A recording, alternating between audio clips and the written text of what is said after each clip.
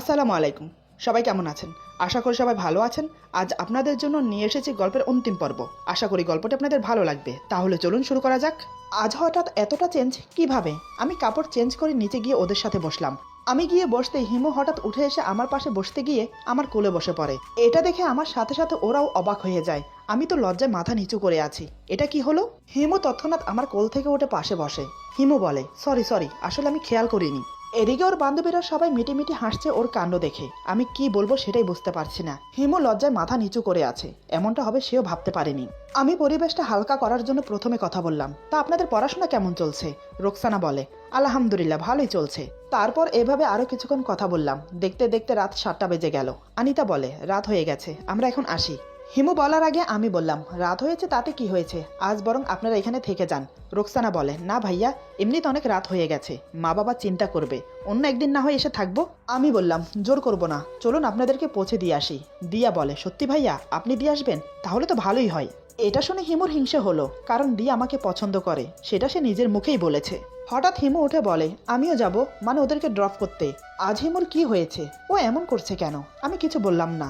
তারপর আমরা সবাই মিলে গাড়িতে গিয়ে বসলাম। আজ হিমু আমার পাশে বসেছে। গাড়িতে বসার পর গাড়ি স্টার্ট করে দিলাম। গাড়ি চলতে চলতে আমাদের মাঝে অনেক কথা হতে লাগলো। ওরা তিনজন আমাকে এটা সেটা জিজ্ঞেস করতে লাগলো। আমিও তার উত্তর দিতে লাগলাম। আমিও তাদেরকে এটা সেটা জিজ্ঞেস করছি, তারাও আমাকে উত্তর দিচ্ছে। এদিকে হিমুর সাথে আমিও কথা বলছি না, ওরাও কথা বলছে না। হিমুও কোনো কথা বলছে না, কিন্তু আমাদের কথা শুনে শুনে রাগে ফুঁসছে। একে একে ওদের সবাইকে ওদের বাড়িতে ড্রপ করে দিলাম। হিমু আমার পাশে মুখ গুমরা করে বসে আছে। আমি বললাম, কি ব্যাপার, তোমার আবার কি হলো, এভাবে মুখ গুমরা করে বসে আছো যে? হিমু বলে, কিছু হয়নি। আমি বললাম, কিছু তো হয়েছে, যার জন্য মন আপসেট করে বসে আছো, আমাকে বলা যায় না কি হয়েছে? হঠাৎ হিমু বলে, আমার বান্ধবীদের মধ্যে কাকে আপনার পছন্দ হয়েছে? হিমুর প্রশ্ন শুনে আমি তো ভেবাচাকা খেয়ে গেলাম। হঠাৎ এ প্রশ্ন কেন করলো? আমি বললাম, এ কেমন কথা, হঠাৎ এ প্রশ্ন কেন করলে? হিমু বলে, আমি তো দেখলাম যেভাবে হেসে হেসে কথা বলছেন, নিশ্চয় তাদেরকে আপনার পছন্দ হয়েছে। আমি বললাম, ও আচ্ছা, এবার বুঝলাম, বলতে গেলে তোমার বান্ধবীরা তিনজনই খুব সুন্দর। হিমু বলে, তার মানে আপনি তিনজনকেই পছন্দ করেছেন? আমি বললাম, আরে এখানে পছন্দ অপছন্দের কি আছে, কি ব্যাপার বলো তো, এমন আজব আজব প্রশ্ন করছো কেন, কি হয়েছে তোমার? হিমু বলে, বুঝি, আমি সব বুঝি। আমি বললাম, জানি না আজ তোমার কি হয়েছে, সন্ধ্যার পর বাসায় আসার পর থেকে তোমার আচরণে পরিবর্তন এসেছে, কেন এমন করছো সেটাই বুঝতে পারছি না। হিমু বলে, আপনাকে বুঝতে হবে না। তারপর আর কোনো কথা বলে না। এক সময় আমরা বাসায় চলে আসলাম। রুমে এসে বসে আছি। আসার পর থেকে মাকে দেখলাম না। হিমুকে বললাম, মা কোথায় গেছে? হিমু বলে, মা মামার বাসায় গেছে। এই বলে আবার চুপ হয়ে গেল। রাতে টেবিলে খাবার দেওয়া হলো। বাবা খেতে বসেছে। হিমুকে বলে, বৌমা তুমিও বসে পড়ো। হিমু বলে, না বাবা, আমি পরে খাবো, আপনি তাড়াতাড়ি খেয়ে নিন, আপনার আবার মেডিসিন খেতে হবে, এমনি অনেক দেরি হয়ে গেছে। তারপর বাবাকে খাইয়ে মেডিসিন দিয়ে দিল। মেডিসিন খেয়ে বাবা চলে গেল রুমে। হিমু রুমে আসে আমাকে ডাকতে। হিমু বলে, আপনি খাবেন না? আমি বললাম, তুমি খেয়েছো? হিমু বলে, না। আমি বললাম, কেন? হিমু বলে, আপনার জন্য ওয়েট করছি। আমি চোখ ছোট করে ওর দিকে তাকিয়ে বললাম, আমার জন্য? কিন্তু কেন? এতদিন তো তুমি আমাকে ছেড়ে খেয়ে এসেছো মা বাবার সাথে, আমার সাথে খেলে তোমার সমস্যা হবে, তুমি বরং খেয়ে নাও, আমি পরে খাবো। আমার কথা শুনে হিমু নিচের দিকে তাকিয়ে দাঁড়িয়ে আছে, কিছু বলছে না। আজ তার কথা তাকেই বলেছি। আমি বললাম, কি হলো, যাও খেয়ে আসো। হিমু বলে, আপনি খাবার উপরে খাবেন না নিচে গিয়ে খাবেন? আমি বললাম, পরে নিচে গিয়ে গরম করে খাবো। হিমু বলে, আমি গরম করে রুমে এনে দিচ্ছি, খেয়ে নিন। এই বলে হিমু চলে গেল। আমি তো হাঁ করে তাকিয়ে রইলাম, কিছুই বুঝতে পারছি না আজ হঠাৎ আমার সাথে কি হচ্ছে। বেশ কিছুক্ষণ পর হিমু খাবার গরম করে উপরে এলো। খাবার দেখে তো আমি অবাক, এত খাবার! আমি বললাম, এ কি করেছো, এত খাবার আমি খেতে পারবো না। হিমু বলে, এখানে আমার খাবারও আছে, ওর যখন এতই ইচ্ছে আমার সাথে বসে খাবে, তাহলে খেয়ে নিক। আমি আর কিছু বললাম না। দুজন খেতে শুরু করলাম। হিমু আমাকে বেড়ে দিচ্ছে। একসময় দুজন খাওয়া দাওয়া শেষ করলাম। সব পরিষ্কার করে হিমু রুমে এলো। আমি ততক্ষণে সোফায় শুয়ে পড়েছি। হিমু এসে দেখে আমি সোফায় শুয়ে আছি। সচরাচর এত তাড়াতাড়ি আমি ঘুমাই না। হিমু বলে, আপনি ঘুমিয়ে পড়েছেন নাকি? আমি চোখ বন্ধ রেখেই বললাম, এখনো ঘুমাইনি, ঘুমাবো তাড়াতাড়ি, কাল অফিসে জরুরি মিটিং আছে। হিমু বলে, যতই জরুরি মিটিং থাকুক, কাল আপনি অফিসে যাবেন না। এবার আমি চোখ খুলে ওর দিকে তাকালাম। আমি বললাম, কেন, কালকে কিছু আছে নাকি? হিমু বলে, আপনার হাত কেটে গেছে, এই হাত নিয়ে অফিসে যাওয়ার কোনো মানে হয় না। আমি বললাম, হাত কেটেছে তাতে কি হয়েছে, আর এমনিতেও জরুরি মিটিং আছে, না গেলে হচ্ছে না। হিমু এবার চেঁচিয়ে বলে, বললাম তো কাল আপনি অফিসে যেতে পারবেন না। আমি বললাম, কেন যাব না বলো তো? হিমু বলে, আমি বলছি তাই। আমি কিছুক্ষণ ওর দিকে তাকিয়ে রইলাম। আমি বললাম, ঠিক আছে, যাব না। এই বলে চোখ বন্ধ করে অন্যদিকে ফিরে গেলাম। এটা হিমুর কাছে অপমান মনে হলো। সে মনে করছে আমি তাকে অপমান করছি। আমার ওর থেকে মুখ ফিরিয়ে নেওয়াটা হজম করতে পারলো না। হিমু বলে, আপনি কেমন মানুষ বলুন তো? দেখছেন আমি দাঁড়িয়ে আপনার সাথে কথা বলছি, তারপর আপনি অন্যদিকে মুখ ফিরিয়ে নিলেন কেন বলুন তো? আমি দেখতে কি খারাপ? ওর কথা শুনে আমি মনে মনে ভাবছি আজ কোন জ্বালায় পড়লাম আমি আবার ওর দিকে ফিরে বললাম, সরি, বলো কি বলবে। হিমু এবার রাগ করে বলে, যান, আপনার সাথে কথা বলবো না, এ বলে বিছানায় গিয়ে শুয়ে পড়ল। আমি শুধু তাকিয়ে রইলাম, ওর আচরণের মানে খুঁজতে লাগলাম, কিন্তু কিছুই বুঝে উঠতে পারছি না। তারপর নানান কথা ভাবতে ভাবতে ঘুমিয়ে পড়লাম। এভাবে বেশ কিছুদিন কেটে গেল। হিমু আমাকে এক সপ্তাহ অফিসে যেতে দেয়নি। এই এক সপ্তাহ সে আমার অনেক খেয়াল রেখেছে, আমার সাথে অনেক গল্প করেছে। ওর ব্যবহারে এটা বুঝতে পারলাম ও ধীরে ধীরে আমার প্রতি দুর্বল হচ্ছে। একদিন আমার এক কাজিনের বিয়েতে ইনভাইট করলো আমাদের। মা বাবা সোজা বলে দিল, আমরা যেতে পারবো না, তোরা দুজন যা। মানে আমাকে আর হিমুকে যেতে বলছে। কিন্তু হিমু কি যাবে আমার সাথে? আমি মনে মনে যেটা ভাবলাম সেটাই হলো। আমি ওকে বললাম, মা বাবা বলছে তোমাকে আমাকে যেতে বিয়েতে, তুমি কি যাবে? হিমু এক কথায় না করে দিল। আমি জানতাম ও আমার সাথে বিয়েতে যেতে চাইবে না, আমার সাথে গেলে ওর মানসম্মানের প্রশ্ন। আমি মাকে বলে দিলাম যে আমরা যেতে পারবো না, তোমরা যাও। মা বলে, এসব বিয়েতে এখন আমাদের যাওয়ার সময় আছে? এখন সময় তোদের, তোরা বিয়েতে যাবি, এনজয় করবি, এখনই তোর সময় নাকি? এমন সময় হিমু আসলো। হিমুকে দেখেই মা বলে, আগামী পরশু বিয়ে, তুমি আর রিদওয়ান যাও, এখন থেকে তৈয়ারি শুরু করো বিয়েতে যাবার। হিমু মাথা নাড়িয়ে সম্মতি জানায়, কারণ মার কথা সে ফেলতে পারবে না, নিহাত মা যদি কিছু মনে করে তাই। কিন্তু তুফান চলল আমার উপর। আমি রুমে যেতেই হিমু আমাকে বলে, আপনি নিশ্চয়ই মাকে বলেছেন আমি যেতে চাইছি না, তাই তো মা আমি যাওয়ার সাথে সাথে আমাকে যেতে বলল। আমি বললাম, বিশ্বাস করো আমি কিছুই বলিনি, মা তো নিজে থেকেই। হিমু বলে, আমি জানি আমাকে বলতে হবে না, আপনিই সব করেছেন, আপনার সাথে আমাকে বিয়েতে যেতে হবে, এটা ভাবতেই আমার কেমন কেমন জানি লাগে। না জানি বিয়েতে কত ধরনের লোক আসবে, সবাই আপনাকে আর আমাকে নিয়ে নানান কথা বলবে, সবার কথা আমাকে সহ করে নিতে হবে, মান সম্মান কিচ্ছু থাকবে না। আমি বললাম, আমি কি এতটাই কুৎসিত যে আমার সাথে গেলে তোমার মান সম্মান থাকবে না? হিমু বলে, একবার আয়নায় নিজেকে আর আমাকে দেখুন, তাহলে বুঝতে পারবেন কতটা ফারাক আছে। আমি বললাম, যেতে হবে না বিয়েতে। হিমু বলে, মা যখন বলেছে তখন তো যেতেই হবে, ভাগ্যে কি আছে দেখা যাবে পরে। আমি আর কিছু না বলে শুয়ে পড়লাম। হিমু যাওয়ার জন্য সবকিছুর প্রস্তুতি নিচ্ছে, কিন্তু আমার মন ছিল না হিমুকে নিয়ে বিয়েতে যাওয়ার। আমার সাথে গেলে নাকি তার মান সম্মান থাকবে না, তাহলে তাকে নিয়ে কেনই বা যাব? কিন্তু মায়ের জন্য যেতে হলো। দেখতে দেখতে সেই দিন চলে এলো, অনেক দূরের রাস্তা, তাই আমরা বিকেলের দিকে রওনা দিলাম। রাতে চলে আসব। যাওয়ার সময় আমাদের মাঝে তেমন কোনো কথাই হলো না, কারণ হিমু কথা বলতে চাইছে না, তাই আমিও কোনো কথা বললাম না। বিয়ে বাড়িতে পৌঁছাতে পৌঁছাতে সন্ধ্যা হয়ে গেল। গাড়ি থেকে নেমে ভেতরে প্রবেশ করার সময় হিমু আমার সাথেই ছিল, তারপর সে আলাদা গিয়ে বসে পড়লো। আমিও কিছু বললাম না। আত্মীয় স্বজনেরা সবাই গ্রুপে গ্রুপে আড্ডা দিচ্ছে। 3-4 জায়গায় চেয়ার নিয়ে নিয়ে মেয়েরা গ্রুপ করে বসে আছে আর গল্প করছে। গল্পের উদ্দেশ্য হলো কার বউ সুন্দর, কার হাজবেন্ড কেমন, কে কি কাজ করে, নানান বিষয় নিয়ে কথা হচ্ছে। হিমু আলাদা একটু দূরে বসেছিল। এমনিতে সবার কথা সে শুনতে পাচ্ছে। কিছুক্ষণ পর ওয়েটার এসে ওকে জুস দিয়ে গেল। এদিকে অনেকক্ষণ দাঁড়িয়ে গল্প করতে করতে আমার পা ব্যথা করছে, তাই একটা চেয়ার টেনে বসে পড়লাম আলাদাভাবে। এমন জায়গায় বসেছি লাইটের আলো সব আমার দিকে, কারণ কোথাও জায়গা পাচ্ছি না নিরিবিলি আমার জন্য। এখানে একটু জায়গা আছে, আশেপাশে কেউ নেই, তাই বসে পড়লাম। এবার সবার চোখ আমার দিকে। অনেকে অনেক রকমের কথা বলছে আমাকে দেখে। কেউ বলছে হ্যান্ডসাম, আবার কেউ বা বলছে কালো, আবার কেউ বা বলছে চেহারায় খুব মায়া আছে। নানান লোক নানান রকমের কথা বলছে। হিমুর কানে সব যাচ্ছে। ওর সামনে বসা 5-6টা মেয়ে আমাকে নিয়ে সমালোচনা করছে। একটা মেয়ে বলে, এই দেখ দেখ ছেলেটাকে। মেয়েটির কথা শুনে সবাই আমার দিকে তাকালো। মেয়েটি বলে, কি হ্যান্ডসাম ছেলেটা, তাই না? অন্য একটি মেয়ে বলে, হ্যাঁ হ্যান্ডসাম তো বটে, কিন্তু কালো। অন্য একটি মেয়ে বলে, আরে তুই অন্ধ নাকি? এদেরকে কালো বলে না, এদেরকে শ্যামলা বলে, কালো বলে আফ্রিকানদের। তোরা যতটা কালো বলছিস ছেলেটাকে, ততটা কালো কিন্তু না, তবে চেহারাটা খুবই মায়াবী। অন্য আরেকটি মেয়ে বলে, দেখেছিস ছেলেটার ফিগার কেমন, দারুণ ফিগার তাই না?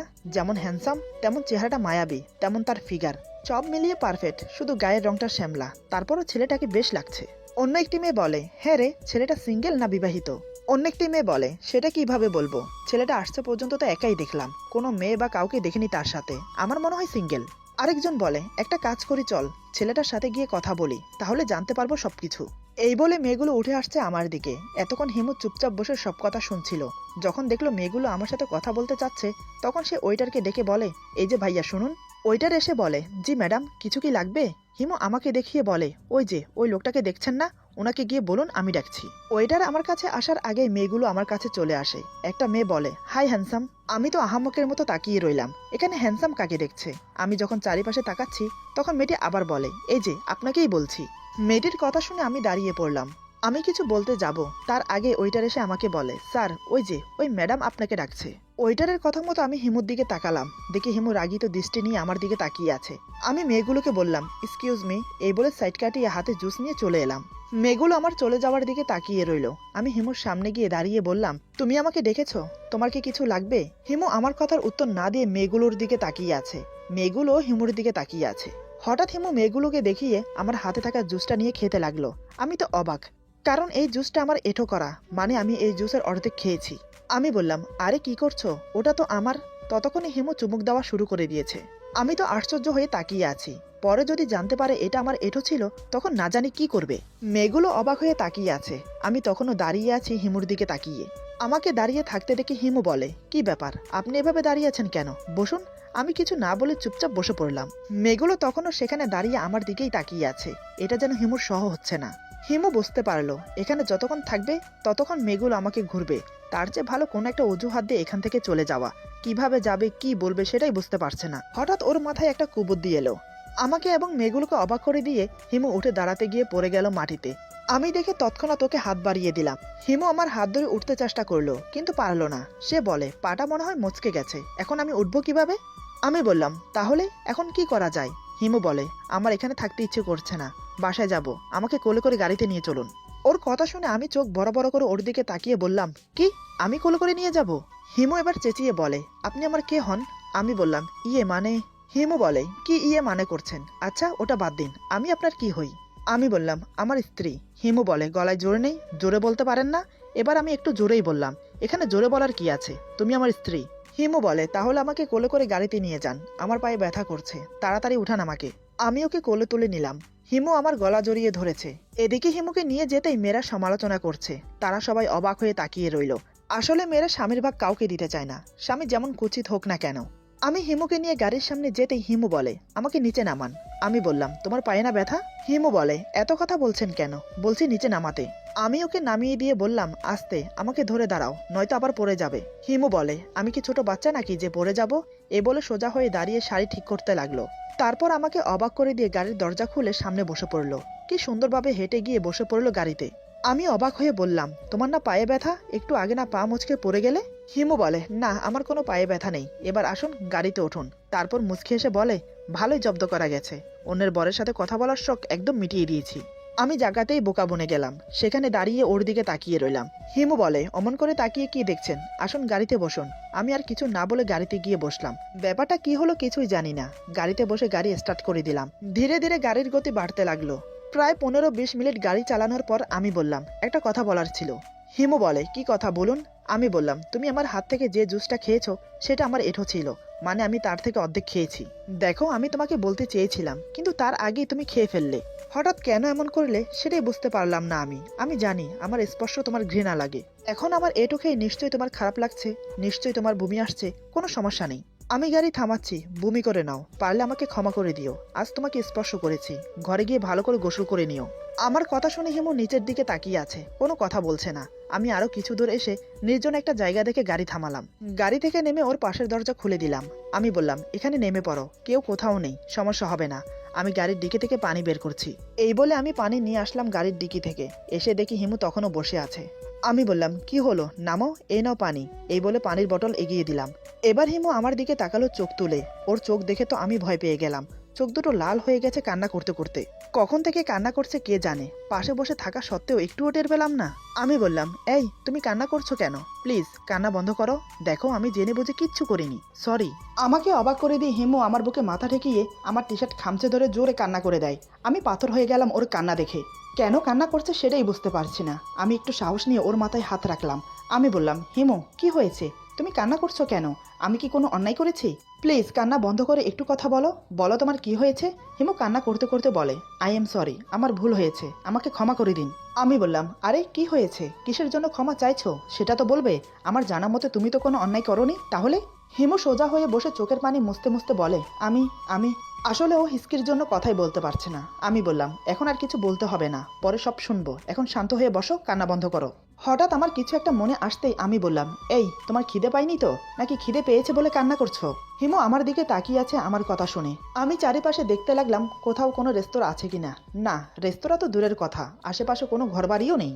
একদম নিঝুম নির্জন জায়গা, আশেপাশে সারি সারি বড় বড় গাছ দাঁড়িয়ে আছে। আমি বললাম একটু মুখ হাত ধুয়ে ফ্রেশ হয়ে গাড়িতে বসো, দেখি সামনে কোনো রেস্তোরাঁ পাওয়া যায় কিনা। আমার কথা মতো সে মুখ হাত ধুয়ে গাড়িতে বসে। আমিও গাড়িতে বসে গাড়ি স্টার্ট করে দিলাম। হিমু আমার দিকে তাকিয়ে মনে মনে বলে, গাধা একটা, আমি কি বলতে চাই সেটাও বুঝতে পারে না। বলে কিনা আমার নাকি খিদে লেগেছে, তাই কান্না করছি। কিছু দূর আসতে ছোট মোটো একটা রেস্টুরেন্ট মিলে গেল। আমি বললাম, এই তো এখানে ছোট একটা রেস্টুরেন্ট আছে, চলো কিছু খেয়ে নাও। হিমু বলে, আমি যাব না। আমি বললাম, খিদে পাইনি তোমার? হিমু বলে, পেয়েছে, তবে আমি রেস্টুরেন্টে যাব না। আমি বললাম, বুঝেছি, নিয়ে আসছি আমি তাহলে, কিন্তু কি খাবে সেটা তো বলবে। হিমু বলে, আপনি যা খাবেন আমিও তাই খাবো। আমি আর কথা না বাড়িয়ে চলে গেলাম খাবার আনতে। কিছুক্ষণ পর গরম গরম পরোটা, সাথে ভুনো গরুর মাংস, দুজনের জন্য 3টে করে 6টা ডিমের আমলেট, পানির বোতল আর 2টো কোকাকোলা নিয়ে আসলাম। আমার হাতে এত খাবার দেখে হিমু বলে, ওরে বাপরে, এত খাবার, এতগুলো আনার কি প্রয়োজন ছিল? আমি বললাম, তোমার মুখ দেখে বোঝা যাচ্ছে খুব খিদে পেয়েছে তোমার। খিদে যে একদম সহ করতে পারো না সেটা আমি জানি। হিমু বলে, মুখ দেখে বুঝে গেলেন আমার খিদে পেয়েছে, মুখ দেখে এটা বুঝতে পারেননি আমি কি বলতে চাইছি? আমি বললাম, কি বলতে চাইছো মানে? আচ্ছা তুমি আমাকে একটা কথা বলো তো, তুমি তো দিব্যি ভালো ছিলে, তাহলে অমন করে বিয়ে বাড়ি থেকে চলে আসলে কেন? খেয়ে দিয়ে না হয় চলে আসতাম, ব্যাপার কি বলো তো? হিমু বলে, বিয়ে বাড়ি থেকে না এসে কি করতাম? ওই মেয়েগুলোকে আপনাকে ঘুরতে দিতাম, কিভাবে ড্যাব ড্যাব করে চেয়ে আছে। আবার সাহস কম না, উঠে গেছে কথা বলতে। পরের হাজব্যান্ডের সাথে কিসের কথা বলুন তো? আমার হাজব্যান্ড, আমি কথা বলবো, আমার যা মন চা তা করবো তার সাথে, অন্যেরা কেন করবে? বেহাইয়া মেয়েগুলোর জন্যই তো চলে এলাম না খেয়ে, না জানি এতক্ষণ পর্যন্ত থাকলে কি কি করতো।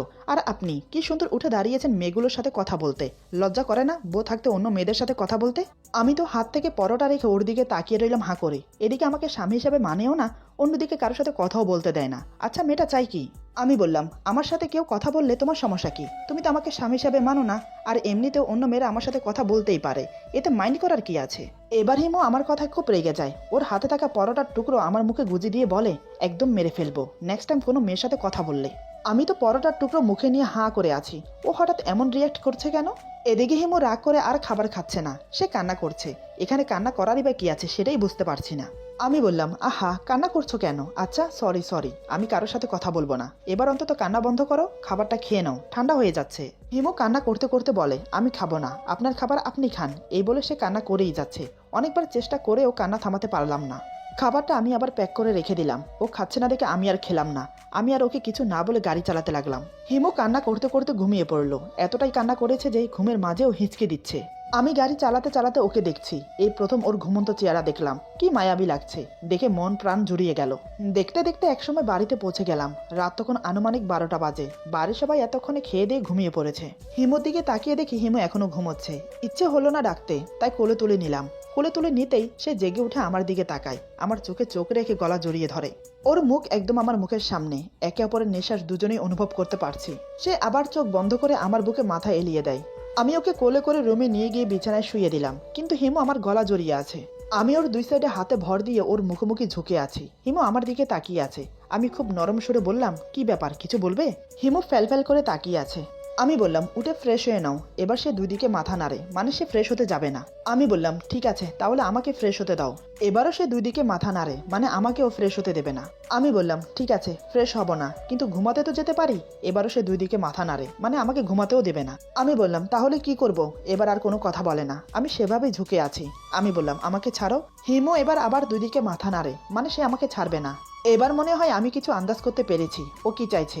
আমি বললাম, বুঝতে পেরেছি, তুমি কি চাইছো। এই বলে আমি ওর পাশে শুয়ে পড়লাম। আমি শোয়ার সাথে সাথে হিমু আমার বুকে মুখ গুজে আমাকে জড়িয়ে ধরে। আমি ওর মাথাটা শক্ত করে আমার বুকের সাথে চেপে ধরি। এই অনুভূতিটা পাওয়ার জন্য কতটা ছটফট করেছি আমি। আমি ওর মুখ তুলে ধরে ওর ঠোঁটে আলতো করে একটা চুমু দিলাম। আমার চুমু খেয়ে এসে চোখ বন্ধ করে নেয়। ওর লাজুক মুখটা দেখে আমার আরো ভালোবাসতে ইচ্ছে করছে। আমি আদরে আদরে ওর পুরো মুখটা ভরিয়ে দিলাম। একসময় ওকে বুকে জড়িয়ে নিয়ে চোখ বন্ধ করে নিলাম। খুশিতে চোখের কোণ দিয়ে 2 ফোঁটা জল গড়িয়ে পড়লো আমার। ওর মাথায় একটা চুমু দিয়ে বললাম, এভাবে থাকো তুমি আমার বুকে, এত তাড়াতাড়ি আলাদা হইও না। এটা শুনে হিমু আমাকে আরো শক্ত করে জড়িয়ে ধরে বলে, আমাকে ক্ষমা করে দিন, আমি আপনাকে বুঝতে পারিনি, অনেক অপমান করেছি আমি আপনাকে। আমি বললাম, থাক না সেসব কথা, তোমাকে পেয়েছি সেটাই অনেক, আর কিছু চাই না। সারা জীবন এভাবে থাকো আমার কাছে, ভালোবেসে ভালোবাসা দিয়ে। পূর্ণতা পেল আমাদের ভালোবাসা। আজকের গল্প এখানে সমাপ্ত। আশা করি গল্পটি আপনাদের ভালো লাগবে। যদি ভালো লাগে তাহলে লাইক, কমেন্ট, সাবস্ক্রাইব করে আমাদের পাশে থাকুন। পাশে থাকা বেল আইকন প্রেস করে দেবেন, তাহলে আমাদের নিত্য নতুন ভিডিও আপনাদের কাছে পৌঁছে যাবে। বন্ধুদের সাথে বেশি বেশি করে শেয়ার করবেন। সবাই ভালো থাকবেন, সুস্থ থাকবেন। আল্লাহ হাফেজ।